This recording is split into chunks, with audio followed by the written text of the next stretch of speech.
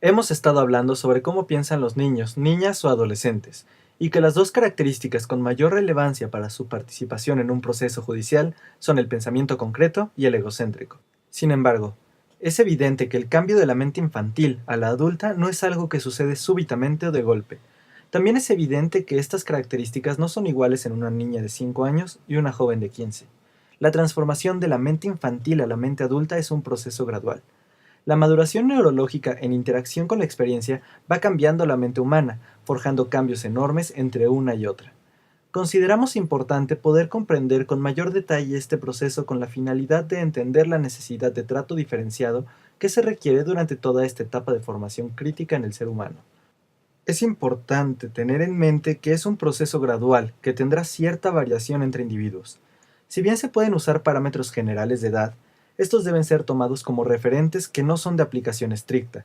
Cada individuo podrá tener un desarrollo más rápido o lento según su perfil y vivencia. Empecemos mirando los extremos y a partir de allí el proceso que lleva de uno a otro.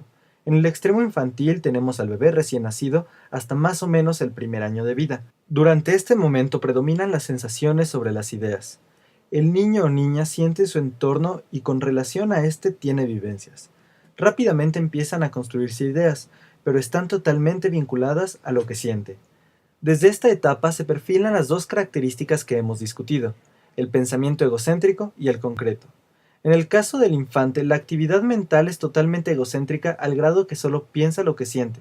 Por la misma razón, es totalmente concreto, solo piensa lo que siente. Del otro extremo tenemos un adulto que piensa sobre lo que siente, y adicionalmente maneja muchas ideas a la vez, las junta, compara, estudia y piensa cosas abstractas, cosas que no están allí, ni se pueden ver o sentir. Piensa en lo que piensan y han vivido otros, y esta información la usa para pensar sobre sus propias vivencias e ideas. Es un adulto que piensa de manera abstracta y empática. Ahora bien, vamos viendo cómo sucede esta asombrosa transformación. Durante la primera infancia, el niño o la niña pequeña empiezan a pensar sobre aquello que ve y toca. Cuando algo sale de su vista o alcance, es muy probable que deje de pensar en eso. Este pensamiento es aún extremadamente concreto. Pensar, por ejemplo, si un objeto cabe adentro de otro, solo sucede mientras está colocando el objeto dentro del otro. Posteriormente, este pequeño solo piensa sobre su propia experiencia. La experiencia o ideas de otros ni siquiera le cruzan por la mente. No es que les dé o no importancia, simplemente no considera al otro. Si otro lo ve o no lo ve, hace o no hace, solo entra a su mente cuando le afecta directamente. Aún en estos casos, la noción está centrada en sí mismo. Por así decirlo, la idea no es que me dé mi mamá de comer, sino quiero comer. Cuando habla no le pasa por la cabeza si el otro le entenderá o no, simplemente él se expresa. Un poco más adelante, el niño empieza a pensar ideas. Estas ideas son cada vez más independientes de las cosas que toca o ve. Puede imaginar y pensar sobre cosas que no están, pero aún utiliza objetos para representarlas. Sus ideas pueden desprenderse del objeto o la experiencia, pero aún se tratan de objetos o experiencias. No existen en su mente nociones abstractas como el enojo, sino experiencias como cuando me quitó el juguete. Una característica importante es que solo puede manejar una variable a la vez, aún no puede juntar más de una idea simultáneamente. Luego, su capacidad para pensar en otros ha incrementado mucho, ya tiene conciencia de que otros existen y empieza a ver cada vez más claridad que otros son distintos de él. Sin embargo, aún no puede imaginar cómo es y qué implica ser aquel otro. Cuando trata de considerar al otro, suele equivocarse usando sus propias experiencias o ideas como parámetros para entender al otro. Cuando habla, puede saber que el otro es distinto, pero le cuesta distinguir qué sí sabe el otro y qué no. Ponerse en el lugar del otro y deducir que necesita explicar es una tarea que no puede realizar por empática y por abstracta.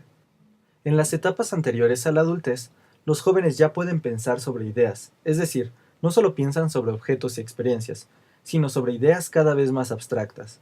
Pueden manejar varias ideas de una manera simultánea, pero aún tienen dificultades para utilizarlas fuera de contexto y aplicarlas a escenarios distintos o futuros.